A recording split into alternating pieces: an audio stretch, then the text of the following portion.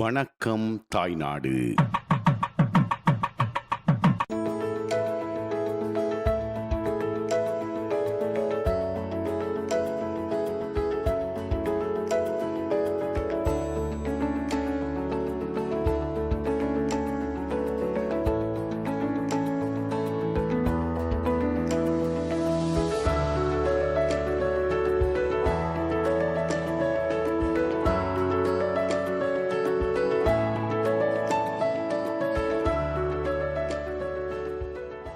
காரைநகரிலிருந்து யாழ்ப்பாணம் நோக்கி செல்கின்ற பிரதான வீதிக்கு இடையிலே இருக்கின்ற ஒரு கிராமத்தை பற்றி தான் நாங்கள் பார்க்க போகின்றோம். இந்த கிராமம் தான் மூலாய் கிராமம். நான் இப்பொழுது மூலாய் கிராமத்தின் சந்தியில் தான் நின்று பேசிக் கொண்டிருக்கின்றேன். இந்த சந்தியை சுற்றியே மிகவும் பிரபல்யமான நிறுவனங்கள் கூட இருக்கின்றது. அதனை விட மக்களுக்கு அத்தியாவசியமாக தேவைப்படுகின்ற விடயத்தை கூட பெற்றுக்கொள்ளக்கூடியதாக இருக்கின்றது. இந்த சந்தியிலே சூழ இருக்கின்ற வைத்தியசாலை இருக்கின்றது, அவருடைய தபால் நிலையம் இருக்கின்றது. மக்கள் தமது அன்றாட தேவைக்காக வெளியிடங்களுக்கு சென்று பொருட்களை வாங்க வேண்டிய அவசியம் இல்லை. அதுக்கும் கூட அவர்களுடைய இந்த கிராமத்திலேயே பல்வேறான கடைகள் அமைக்கப்பட்டிருக்கின்றன, தேநீர் கடைகளும் கூட அமைக்கப்பட்டிருக்கின்றது. இந்த மூலாய் கிராமத்துக்கு அருகிலே தான் இன்னும் ஒரு கிராமம் இருக்கின்றது. அதுதான் அந்த கிராமத்தில் தான் மிகவும் பிரசித்தி பெற்ற ஒரு ஆலயம் கூட இருக்கின்றது. அந்த கிராமம் தான் பொன்னாலை கிராமம். அந்த பொன்னாலை கிராமத்திலே அமைந்திருக்கின்ற ஆலயம் தான் பொன்னாலை வரதராஜ பெருமான் ஆலயம். நாங்கள் இன்றைய வணக்கம் தாய்நாட்டு நிகழ்ச்சியின் இந்த பகுதிக்காக மூலாய் கிராமத்தை பற்றி பார்க்க போகின்றோம். வாருங்கள் நேயர்களே, மூலாய் கிராமத்துக்குள்ளே சென்று பார்ப்போம்.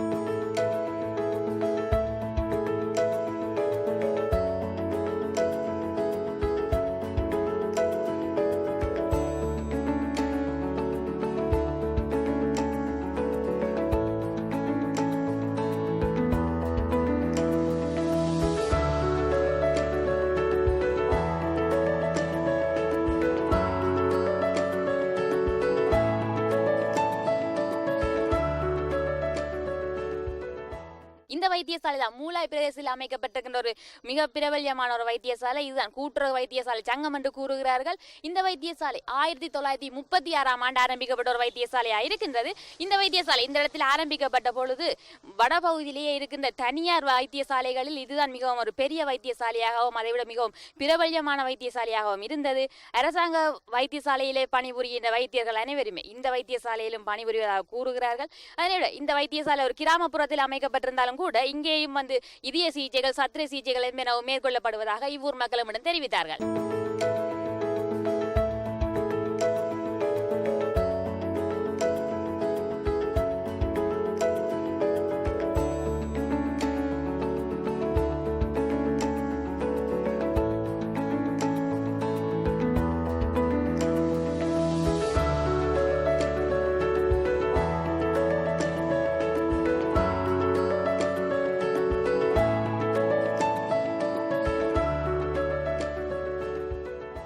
ஒவ்வொரு கிராமங்களுக்குள்ளும் செல்வதற்கு முதல் ஒரு வைரவர் ஆலயம் அமைந்திருக்கும். ஏனென்று சொன்னால் வைரவர் காவல் தெய்வம். அதனாலே அந்த கிராமங்களை காத்து நிற்பதனால் அவர் இந்த கிராமங்களுக்குள் செல்வதற்கு முதல் வீதியிலே வீதியோரமாக அமைந்திருப்பார். அதனாலே தான் வைரவரை காவல் தெய்வம் என்று கூறுகிறார்கள். அந்த கிராமத்துக்குள் செல்வதற்கு முதலும் அந்த வைரவரை தரிசித்து விட்டு தான் செல்லக்கூடியதாக இருக்கும்.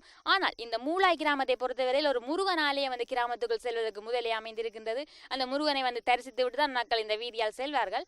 இந்த முருகன் ஆலயம் ஒரு அரச மர நிழலின் கீழே அமைந்திருக்கின்றது. அரச மரம் 200 ஆண்டுகள் பழமையான அரச மரமாக இருக்கின்றது. ஆனாலும் கூட இந்த முருகன் ஆலயம் இந்த இடத்தில் அமைந்து 16 வருடங்கள் தான் என்று கூறுகிறார்கள். இதை முருகன் ஆலயம் என்று தான் கூறுகிறார்கள். ஆனால் உள்ளே பார்த்தால் ஒரு விஷ்ணுவையும் பிரதிஷ்டை செய்திருக்கிறார்கள். விஷ்ணுவும் ஒரு காத்தல் தெய்வமாக இருக்கின்றார். அதனால் தான் இந்த விஷ்ணுவையும் பிரதிஷ்டை செய்திருக்கிறார்கள். அதனை விட இதற்கு அருகிலே இருக்கின்ற கிராமத்தில் கூட ஒரு விஷ்ணு ஆலயம் தான் இருக்கின்றது. பொன்னாலை வரதராஜ பெருமாள் என்று கூறுகிறார்கள். அதனால் தான் இந்த சந்தியிலே விஷ்ணுவையும் முருகனையும் பிரதிஷ்டை செய்திருப்பதாக கூறுகிறார்கள்.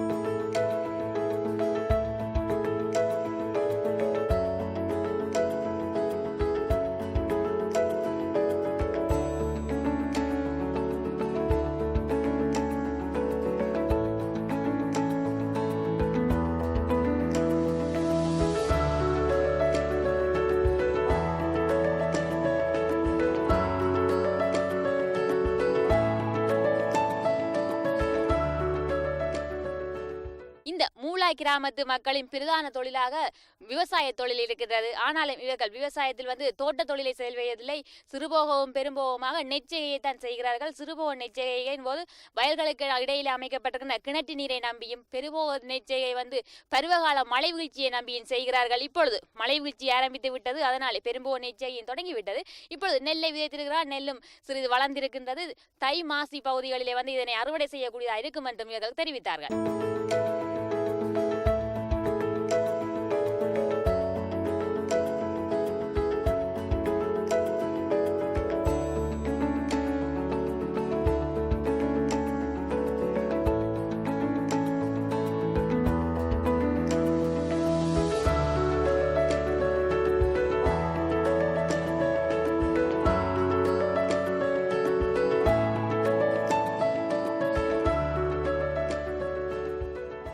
நான் இப்பொழுது மூளாய் கிராமத்தில் அமைக்கப்பட்டிருக்கின்ற ஒரு சந்தையைத்தான் இருந்து பேசிக் கொண்டிருக்கின்றேன். இந்த சந்தை தான் மூளாய் கிராமத்தின் பொது சந்தையாகவும் இருக்கின்றது.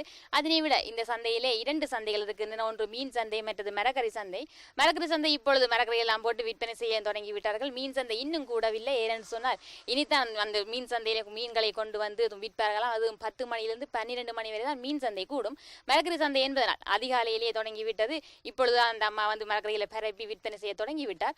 இந்த கிராமத்து மக்கள் இந்த இடத்தில் தான் தமக்கு தேவையான மீன்களையும் மரக்கறிகளையும் வாங்கி செல்வார்கள்.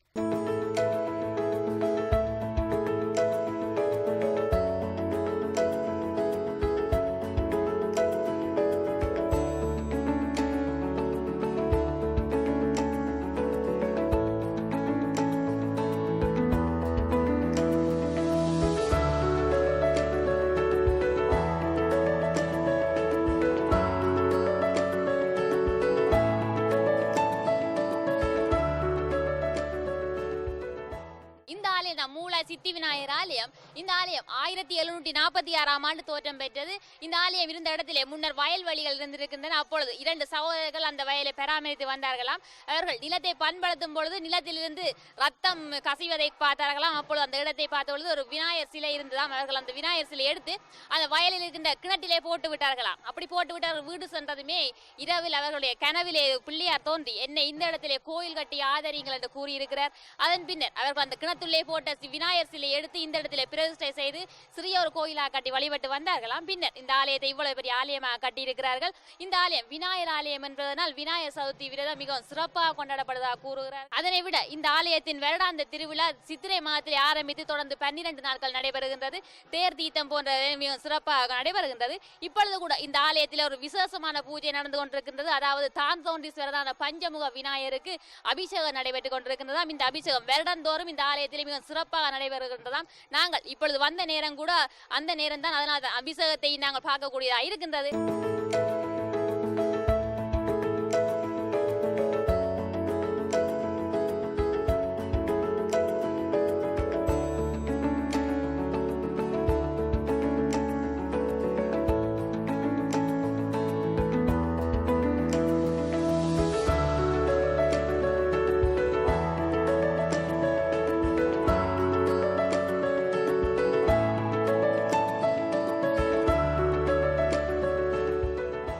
வாசிப்புக்கான ஊக்குவிப்பும் வாசிப்பதனூடாக எய்தக்கூடிய சமூக விளிமியங்களும் எமக்கு மட்டும் அவசியமில்லை, மற்றவர்களுக்கும் அவசியம். அதனால் தான் நாம் மட்டும் கற்றால் போதாது, மற்றவர்களையும் கற்க தூண்டுவதில் தான் எமது வெற்றி தங்கியுள்ளது என்று கூறுவார்கள்.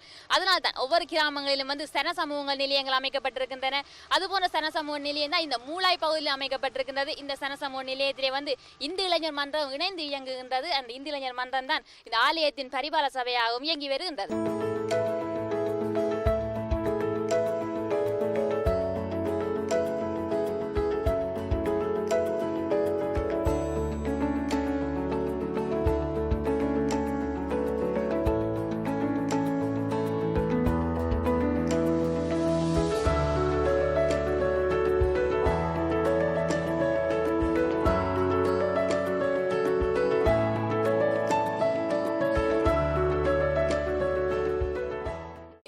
கிராமம் காரைநகர் யாழ்ப்பாணம் பிரதான வீதிக்கு இடையிலே அமைந்திருப்பதனால் இந்த வீதியாலை தொடர்ந்து ஒவ்வொரு 15 நிமிடத்துக்கும் ஒரு தடவை பேருந்து சேவை இடம்பெற்றுக் கொண்டிருக்கின்றது. அதனால இந்த பகுதியைச் சேர்ந்த மக்கள் தமது போக்குவரத்து வசதிகளை எந்த ஒரு சிரமமின்றி மேற்கொள்ளக்கூடியதாக இருக்கின்றது. உதாரணமாக 782, 784, 786 போன்ற இலக்கங்களை கொண்ட பேருந்து சேவைகள் இதனால் ஒவ்வொரு 15 நிமிடத்துக்கும் ஒரு தடவை இடம்பெற்றுக் கொண்டிருக்கின்றது.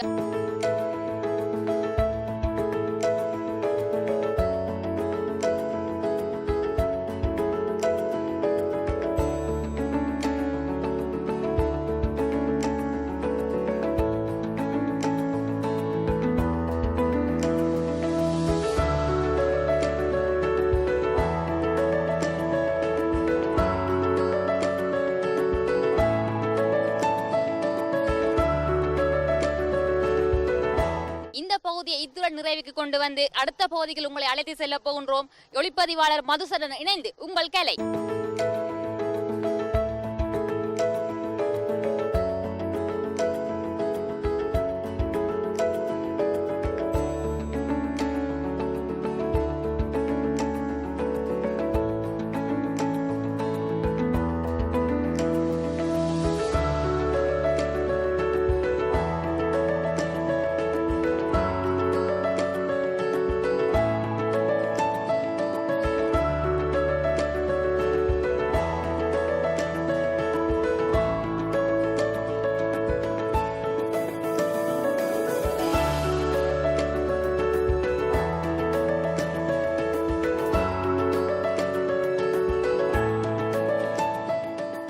இன்னும் ஒரு வணக்கம் தாய்நாடு நிகழ்ச்சியின் பகுதிக்கு செல்வதற்கு முதல் ஒரு சிறிய விளம்பர இடைவேளை எடுத்துக்கொள்வோம். இது உங்கள் வணக்கம் தாய்நாடு. எங்களுடன் என்றும் இணைந்திருங்க. வணக்கம் தாய்நாடு. எங்களுடைய அன்பான நேர்கள் அனைவரையும் மீண்டும் சந்திக்கிறோம். இது உங்கள் வணக்கம் தாய்நாடு.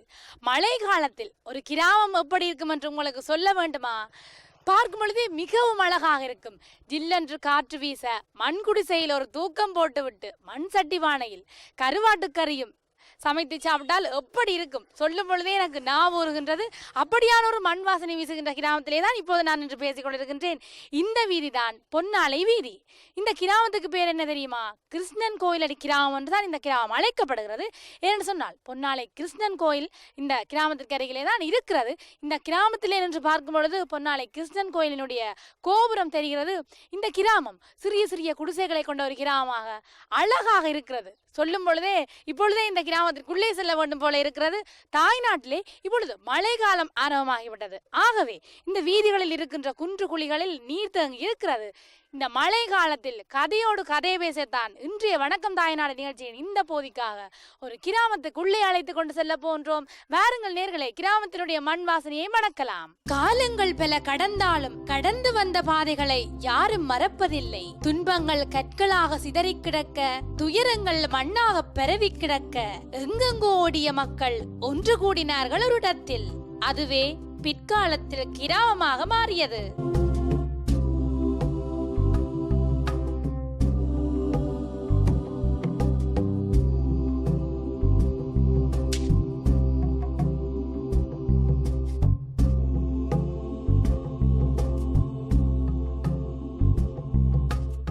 பொன்னாலை கிருஷ்ணன் கோயிலடி கிராமத்திலே சிறிய சிறிய குடிசைகளை பார்க்கக்கூடியதாக இருக்கிறது. வேலி தலைகளும் யாழ்ப்பாணத்தினுடைய கற்பக தருவாக விளங்குகின்ற பனிமரங்களையும் தான் இன்னும் அதிகளவாக பார்க்கக்கூடியதாக இருக்கிறது. இந்த கிராமத்திலே ஒரு கடை இருக்கிறது. அந்த கடையை தான் நேரில் எனக்கு பின்னாலே இப்போது பார்த்து கொண்டிருக்கிறீர்கள். இது ஒரு சிறிய கடை. ஆனால் இங்கே பலசரக்கு பொருட்கள் மற்றும் மரக்கறிகளை வைத்து விற்பனை செய்கிறார்கள். இந்த கிராமத்து மக்கள் பெரும்பாலானவர்கள் இந்த கடையிலே தங்களுக்கு தேவையான பொருட்களை தான் வாங்கி கொண்டு செல்வார்கள். அவசரத்திற்கு அணிந்திருந்த உடையுடன் ஐயா 1 கிலோகிராம் மா தாங்கோ அல்லது அரை கிலோகிராம் அரிசி தாங்கோ என உரிமையுடன் இந்த கடையில் கேட்கும் இந்த ஊர் மக்கள் வெளியூருக்கு செல்ல தேவையில்லை. ஏன் தெரியுமா? கால் வயிற்று கஞ்சி என்றாலும் கலந்துண்டு மகிழ்கிறார்கள் அல்லவா?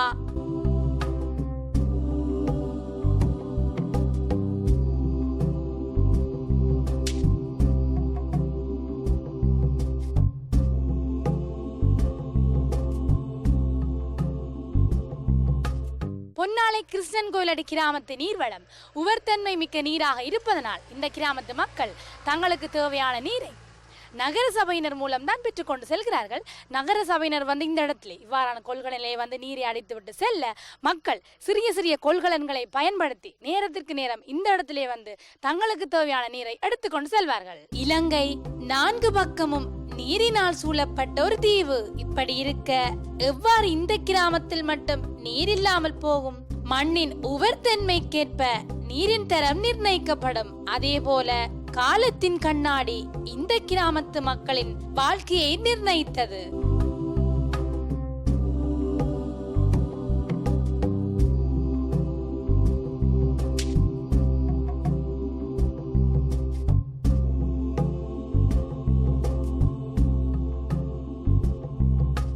காரணத்தோடு எதுவும் தோன்றவும் இல்லை, காரணம் இல்லாமல் எதுவும் தோன்ற போவதும் இல்லை.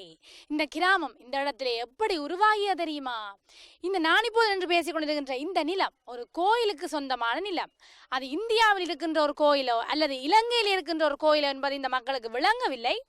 ஆரம்பத்திலே வேறு வேறு இடங்களில் இருந்து வசித்த மக்கள் இங்கே வந்து குடியேற தொடங்கினார்கள்.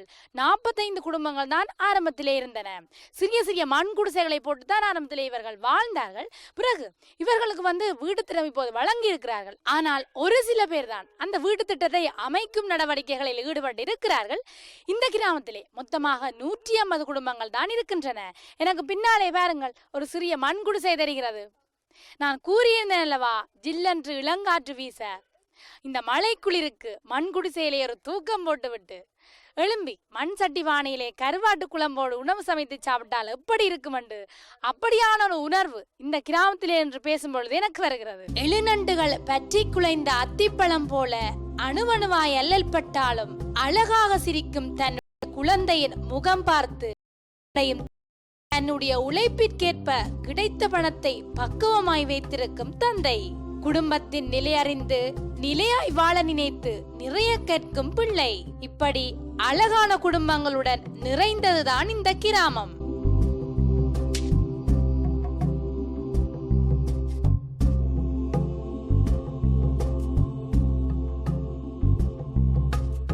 ஆலயங்கள் மனிதனை நெறிப்படுத்தவும் அவனை நல்வழியில் இட்டு செல்வதற்கும் மிகவும் ஒரு முக்கியத்துவம் வாய்ந்த விடயங்களாக இருக்கின்றன. அதிலும் வந்து ஒரு கிராமம் என்றால் கட்டாயமாக ஆலயம் இருக்கும். ஏன்னு சொன்னால் அந்த மக்களை நல்வழிப்படுத்தவும் அவர்களை எந்தவித தீய செயல்களில் ஈடுபடாமல் தடுக்கவும் ஆலயங்கள் அமைந்திருக்கும். ஒரு ஆலயமாவது அந்த கிராமத்தில் இருக்கும். இந்த பொன்னாலை கிருஷ்ணன் கோயிலடி கிராமத்திலே ஒரு வைரவர் ஆலயம் இருக்கிறது. அந்த ஆலயத்தை தான் நேர்கள் எனக்கு பின்னாலே இப்போது பார்த்து கொண்டிருக்கிறீர்கள். இந்த ஆலயம் இந்த கிராமம் தோன்ற முதலே இந்த இடத்திலே தானாக தோன்றிவிட்டது. இந்த வைரவர் ஆலயத்திற்கு பின்பாக ஒரு ஆலமரம் இருக்கிறது. அந்த ஆலமரத்தின் கீழே தான் ஒரு சூலம் இருந்தது. சூலம் மட்டும்தான் இருந்தது. பிறகு இங்கே வந்த மக்கள் கொஞ்சம் கொஞ்சமாக இந்த ஆலயத்தை ஆதரிக்க தொடங்கினார்கள். ஒரு சிறிய கட்டடத்தை அமைத்து அந்த சூலத்தை எடுத்து வைத்து வழிபட்டார்கள். இந்த கிராமத்துக்கே காவல் தெய்வமாக இருப்பவரும் இந்த ஞான வைரவர் தான். ஞான வைரவர் இந்த ஊர் மக்களை காக்கின்றார், அது உண்மை. ஆனால் இங்கே பாருங்கள், மழை கொதுங்கி நிற்கும் மந்தைகளையும் அல்லவா காக்கிறார்.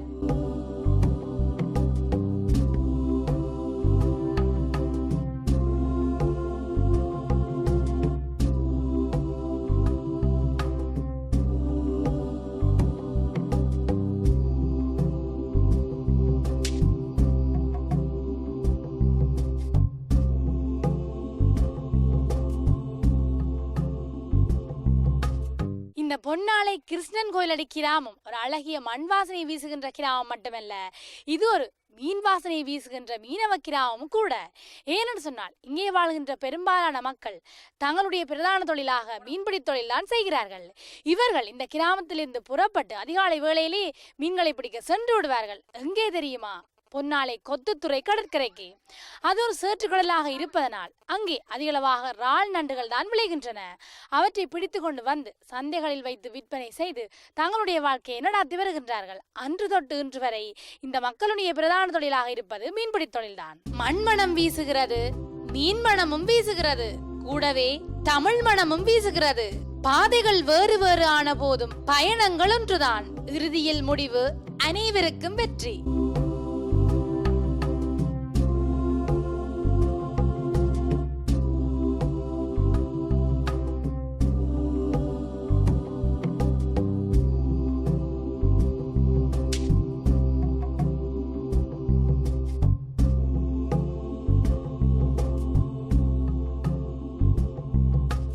நான் மறுபடியும் குறிப்பிடுகின்றேன், மாடி வீடுகளில் ஒரு நகர பகுதிகளில் வாழ்வதை விட கிராமத்திலே வந்து மண்குடிசையில் வாழ்ந்து ஒரு தூக்கம் போட்டால் எப்படி இருக்கும்? அந்த திண்ணைகளில் இருந்து உறவினர்களுடன் கதைத்து பேசுவதே நல்ல அனுபவமாக இருக்கும். அப்படியான ஒரு அனுபவம் கிராமத்திலே வந்தால் தான் தெரியும். இன்றைய வணக்கம் தாய்நாடு நிகழ்ச்சியின் இந்த போதிக்காக பொன்னாலை கிருஷ்ணன் கோயிலடி கிராமத்திலிருந்து ஒளிப்பதிவாளர் புவியுடன் என்றும் உங்கள் அன்பின் சர்மி.